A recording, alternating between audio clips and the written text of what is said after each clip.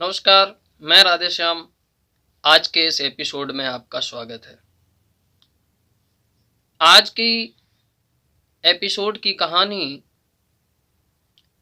हम वर्तमान से नहीं बल्कि इतिहास की उन धूल खाई किताबों से निकाल कर लाए हैं जिनके पन्नों को आज की युवा पीढ़ी पलटने की हिम्मत नहीं करती।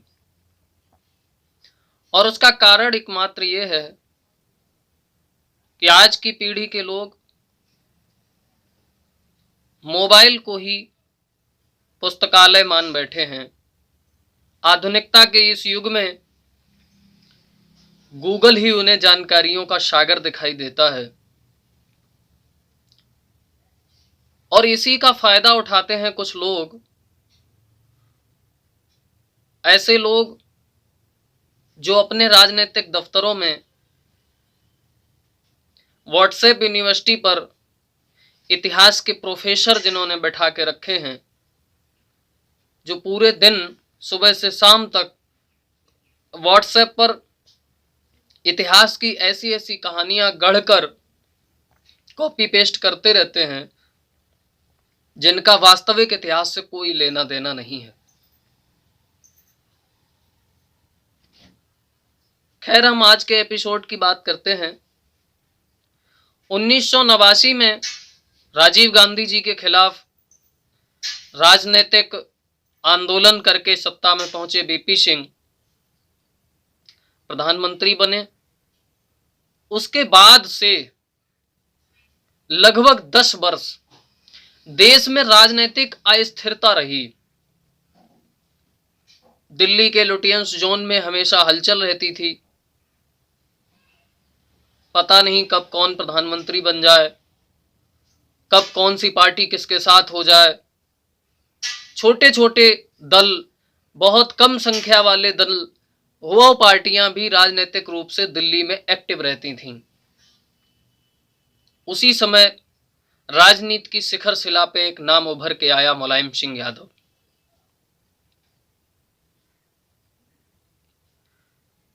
उत्तर प्रदेश के इटावा जिले के सैफई गांव में 22 नवंबर 1939 को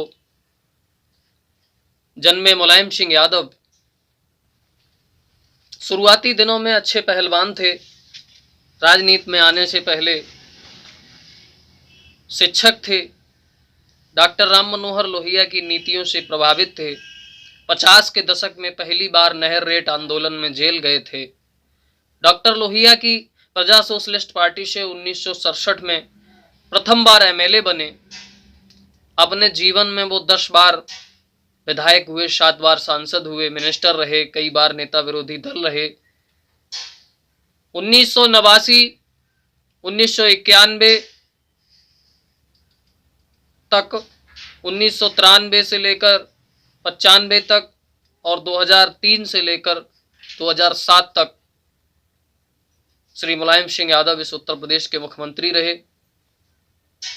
1996, 1 जून 1996 से 19 मार्च 1998 तक वो इस देश के रक्षा मंत्री रहे। और इस दौरान केंद्र की सरकार में 2 प्रधानमंत्री बदले। एचडी देवगौड़ा की सरकार में श्री मुलायम सिंह यादव रक्षा मंत्री बने और उनकी सरकार 10 महीने में चली गई। उसके बाद इंद्र कुमार गुजराल प्रधानमंत्री बने और इन दोनों प्रधानमंत्रियों के कार्यकाल में मुलायम सिंह यादव इस देश के रक्षा मंत्री रहे। उस अस्थिरता में भी मुलायम सिंह यादव ने ऐसे वो बड़े काम किए जो देश के राजनीतिक इतिहास में दर्ज हो गए। कोई भी पार्टी सत्ता में आए, उन इतिहास को नजरअंदाज नहीं किया जा सकता। उनके वो फैसले जो देश के सम्मान में, देश के विकास में, देश को मजबूत बनाने में मील का पत्थर साबित हुए और उन्हें कोई भी सरकार कभी नहीं पलट सकती।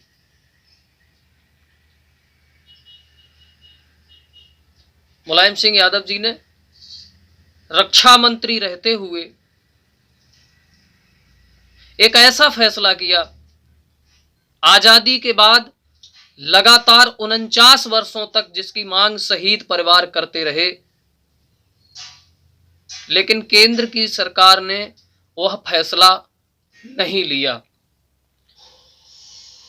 पूर्व प्रधानमंत्री चौधरी चरण सिंह मुलायम सिंह यादव को छोटा नेपोलियन इसीलिए कहते थे।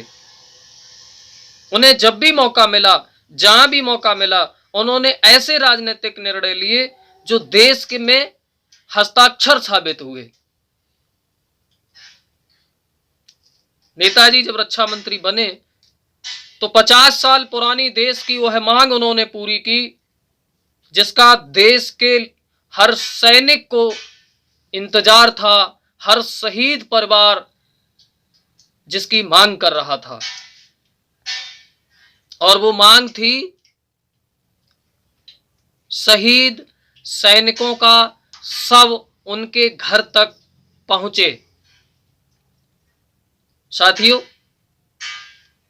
नेताजी के रक्षा मंत्री बनने से पहले इस देश की सेना में जो भी सैनिक शहीद हो जाता था, किसी कारणवश वो मृत्यु को प्राप्त होता था, युद्ध क्षेत्र में अथवा किसी हमले में अथवा किसी कारणवश अगर उसकी मौत हो जाती थी तो उसका शव वहीं जहां उसकी मृत्यु होती थी वहीं सेना के ही लोग अंतिम संस्कार उसके शव का कर दिया करते थे और उसके घर पर उसका बक्सा, उसके कपड़े, उसकी टोपी भेजते थे।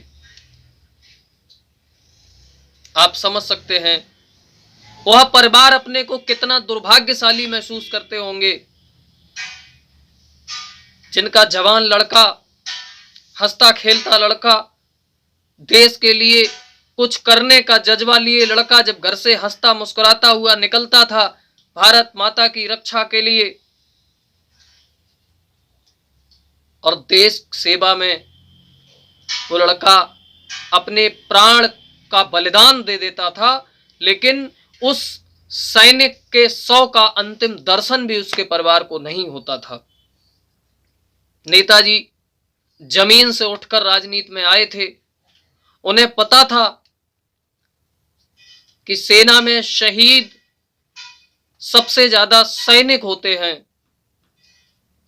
सिपाही शहीद होता है और सिपाही सबसे ज्यादा गरीब कमजोर तबके के लड़के होते हैं जो गांव देहात से निकल के आते हैं। खेतों की मेड़ और झोपड़ी के धुएं में पले बड़े नेताजी जब राजनीति के शिखर पर पहुंचे तो उन्होंने झोपड़ियों के उस दर्द को वहां पर महसूस किया और अपने रक्षा मंत्री के कार्यकाल में उन्होंने वो निर्णय लिया और फैसला दिया कि देश की सेना में जो भी सैनिक हैं, चाहे वह किसी भी कोर में हो, चाहे बीएसएफ में हो, चाहे किसी बटालियन में हो, अगर वो सैनिक शहीद होते हैं तो उनका शव पूरे राजकीय सम्मान के साथ सरकारी खर्चे पर उस सैनिक के घर तक पहुंचाया जाएगा।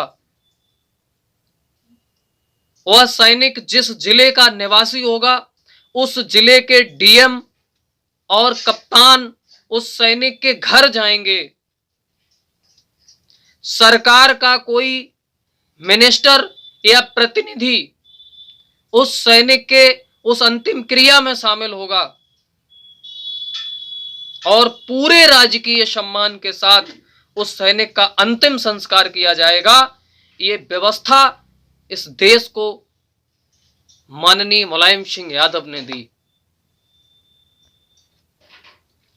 साथ ही उन्होंने शहीद परिवारों की विधवाओं को मिलने वाली पेंशन, बेटी की शादी, भवन निर्माण और इलाज के लिए जो धन मिलता था उसमें भी इजाफा किया। नेताजी के रक्षा मंत्री रहते हुए ही सुखोई 30 फाइटर जेट जो आज भारत के आसमान में गरजता हुआ उड़ता है, जब वो गरजता है तो दुश्मन देश का सीना दहल जाता है। उस फाइटर जेट की डील भी मुलायम सिंह यादव के रक्षा मंत्री रहते हुए हुई थी। मुलायम सिंह यादव देश के पहले रक्षा मंत्री थे जो सियाचिन के ग्लेशियर पर गए थे, और यह ऐतिहासिक प्रमाण है कि पाकिस्तान ने नेताजी के रक्षा मंत्री रहते हुए उन 2 वर्षों में कभी सीज फायर नहीं तोड़ा। उसकी हिम्मत नहीं पड़ी कि वो सीज फायर को तोड़ दे, क्योंकि नेताजी ने जब रक्षा मंत्री बने तो उन्होंने भारत की लोकसभा में गरजते हुए ये कहा कि अगर किसी दुश्मन देश ने भारत के खिलाफ षड्यंत्र करने की कोशिश की तो जो युद्ध होगा वो भारत की धरती पर नहीं होगा, दुश्मन की धरती पर होगा। और उसके बाद पाकिस्तान के हौसले परास्त हो गए। नेताजी ने रक्षा मंत्री रहते हुए भारत के लोकसभा में यह कहा था कि चीन पाकिस्तान से बड़ा दुश्मन है, और नेताजी अपनी इस बात पे अपने जीवन के अंतिम समय तक कायम रहे। और उनकी कही हुई बात कभी कभी इस देश को सच लगने लगती है। यही नहीं कि जब वो सरकार में शामिल थे या वो किसी पद पे थे तभी उन्होंने इस देश के लिए कुछ किया। आपका ध्यान ले जाना चाहता हूं मैं 2008 में, उस समय जब यूपीए की सरकार थी, डॉक्टर मनमोहन सिंह इस देश के प्रधानमंत्री थे, अमेरिका के साथ न्यूक्लियर डील हुई थी, वामपंथी दलों ने मनमोहन सरकार से समर्थन वापस ले लिया था, डॉक्टर मनमोहन सिंह की सरकार संकट में आ गई थी। उस समय भी देश का कैसे विकास हो, न्यूक्लियर करार पर, परमाणु करार पर मनमोहन सिंह की सरकार के साथ मुलायम सिंह यादव कंधे से कंधा मिलाकर खड़े हो गए और सरकार को बचा लिया, न्यूक्लियर डील हो गई। ऐसे निर्णय लेने वाले नेताजी 10 अक्टूबर 2022 को गुरुग्राम के मेदांता अस्पताल में उन्होंने अंतिम सांस ली। उनके ये निर्णय देश के लिए अमिट रहेंगे हमेशा। जब भी इस देश में समाजवाद की, किसान नेता की, शहीदों की, सेना की बात होगी तो यह संभव नहीं है कि कोई इतिहासकार मुलायम सिंह यादव का नाम लिखे बगैर, उनके नाम की चर्चा किए बगैर उस पूरे घटनाक्रम को अपनी पुस्तक में बयां कर पाए, अपनी बातों में बयां कर पाए। यह संभव नहीं होगा। और ये बात इस समय बतानी इसलिए जरूरी है कि आजकल देश के एक राजनीतिक दल ने राष्ट्रवाद का ठेका ले रखा है। उन्होंने ये घोषित कर रखा है कि देश में सिर्फ वही राष्ट्रवादी हैं, बाकी सब देशद्रोही हैं। लेकिन इतिहास की किताबों को अगर पलटा जाएगा तो जितने भी लोगों को वो आज देशद्रोही बता रहे हैं, उनके सबके बुजुर्ग इस देश के लिए तपे और जले हैं। उन्होंने इस देश के लिए कुछ जरूर किया है। वो राजनीतिक दल इसीलिए इतिहास की चर्चा नहीं करना चाहता, क्योंकि अगर ठीक से कोई इतिहास पढ़ लेगा तो उनके वो चेहरे बेनकाब हो जाएंगे जो अंग्रेजों की दलाली करते थे, जो अंग्रेजों से पेंशन लेते थे, जो मुस्लिम लीग के साथ आजादी से पहले 3 प्रदेशों में सरकार चलाते थे। इसलिए वो इतिहास की चर्चा नहीं करना चाहते। व्हाट्सएप पर इतिहास पढ़ाते हैं और ऐसे प्रोफेसर्स रखे हुए हैं व्हाट्सएप यूनिवर्सिटी में जो नफरत की अफीम पूरे दिन बांटते हैं धर्म की चाशनी में लपेटकर। और दुर्भाग्य की बात यह है कि आज का युवा व्हाट्सएप यूनिवर्सिटी को ही इतिहास की लाइब्रेरी मान बैठा है। हमारा ऐसे युवाओं से भी निवेदन है कि मोबाइल को ही दुनिया मत मानिए, किताबों की तरफ बढ़िए, वास्तविकता पता करिए और इस देश के इतिहास को पढ़िए। आज के एपिसोड में इतना ही। हम आपसे विदा लेते हैं। बहुत बहुत धन्यवाद, बहुत बहुत शुक्रिया। हमारा ये वीडियो अगर आपको पसंद आया हो तो लाइक करिए, शेयर करिए। आप हमारे चैनल पर नए हैं तो हमारे चैनल को सब्सक्राइब करिए, बेल आइकन को दबाना ना भूलें, ताकि ऐसे किसी मुद्दे पर आगे जो एपिसोड बने आपको सबसे पहले मिले। बहुत बहुत धन्यवाद, बहुत बहुत शुक्रिया। नमस्कार।